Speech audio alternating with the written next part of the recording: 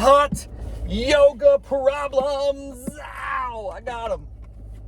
Oh, come on, man.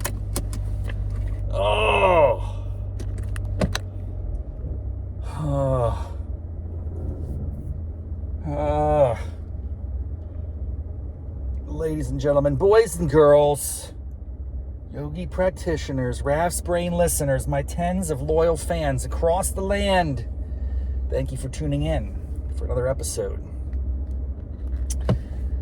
Today, I was reminded about a perpetual problem. This is like a constant, ever-present challenge that we all face in life, and yoga is just a great reminder of it. But let me set things up first. You know, I'm an early yogi gets the pose, early bird gets the worm sort of guy.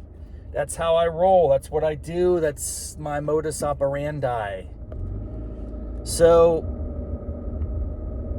that usually just happens regardless of who's teaching. And this is a great evidence of it today. We had a substitute teacher today, my friends. And this was, unlike other substitutes in the past, a new substitute, new to me.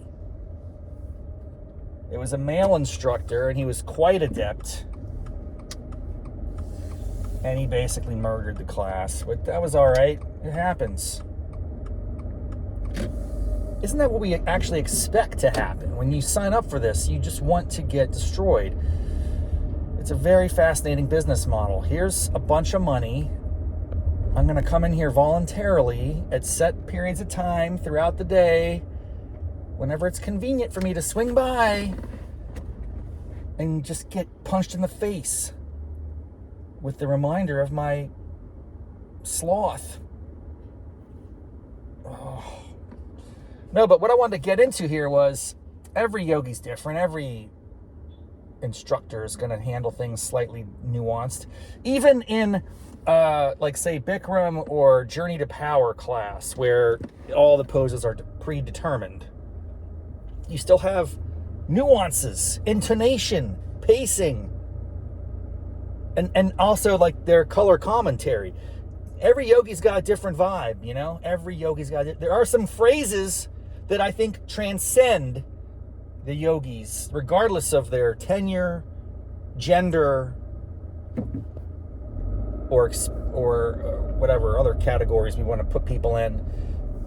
Things like, don't forget to breathe. That's actually not so common in yoga class, thank God. It's more like your fitness classes. And it's like, yeah, I'm pretty sure I'm not going to forget to breathe. But there is an important element of yoga, which is all about connecting breath to movement. Inhale, exhale. And so there's a perpetual reminders. The one that I think is most common, I'd love to hear what other people think about this. The most common refrain in any hot yoga class, in my experience, my decade plus of hot yoga practice, is whenever you're in a forward fold and you're rising up in that very beginning, sun A, you got to come up one vertebrae at a time. Everybody's coming up one vertebrae at a time. And I'm really thinking about that. My C6, 7, 8, 9, 10, what other numbers are back there? Am I linking them up just one at a time? Am I going 2 or 3 at a time? Sometimes I'm like 6 at a time. Snap back. Oh. It's very difficult. But yes, that is a common refrain. Another one is toe heel your feet together. So whenever you're like, hips width distance apart, well, now it's time to toe heel your feet together. Toe heel or heel toe your feet together. And it matters, man, because if you start with the toes or the heels, it really does affect the situation. I don't know, I'm just making that up. But those are phrases I've heard. Anyway, that wasn't the purpose of this. The purpose of this was to just acknowledge my deficiency, I think, default sometimes, especially now that I've been doing yoga a lot. I go 3 to 4 times a week if I can. It's very easy to get into a routine and your mind's adrift. Maybe you're breathing rhythmically, but you're not really focused on what you're doing. And sometimes that's intentional. Often, I don't want to be there. my brain is like, why are you subjecting yourself to this torture? Just understand that time will pass. An hour is the same amount of time regardless of where you are. You could be sleeping, you could be watching TV, you could be on your phone, or you could be getting annihilated in a hot yoga class. All those seconds in an hour are the same, but our sense of them is much different, right? The elasticity of time is so apparent when you're under distress and torture chamber situation like I am today. So, nevertheless, I get into a routine, and once like the yogi calls the sun B pose, I kind of have a sense of where we're going. You can easily get in the default, and you just go without the call, the pose. That's kind of offensive.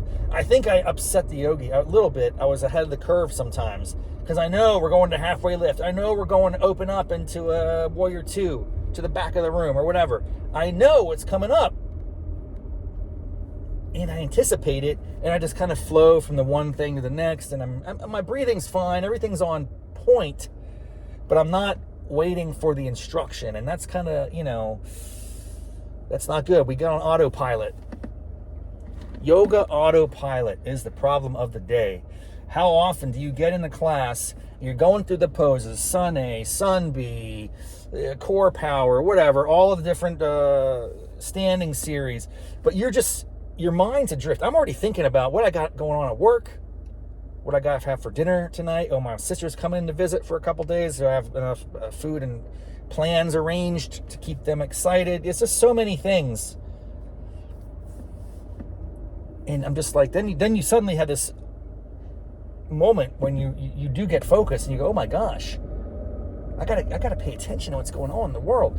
How much of my life is just autopilot? That's terrifying. I was going down a dark rabbit hole there in class. I was thinking about, if I put my yoga practice on autopilot,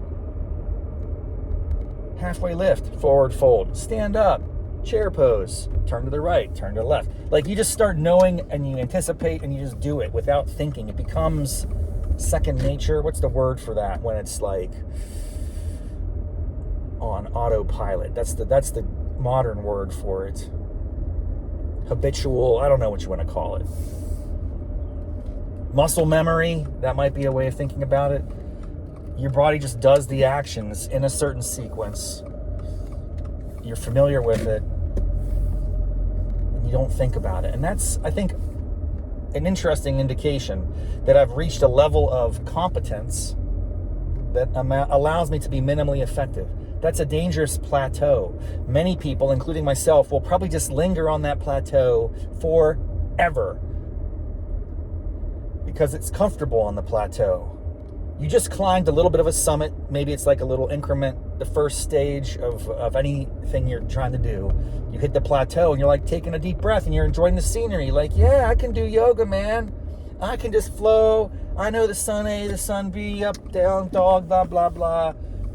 I got other things. I got spreadsheets. I got pivot tables. I got things on my mind. I can't listen to the instructor. What type of crap is that? I'm paying money, and I'm not even going to pay attention. And this instructor, by the way, knows what he's doing. The guy's legit.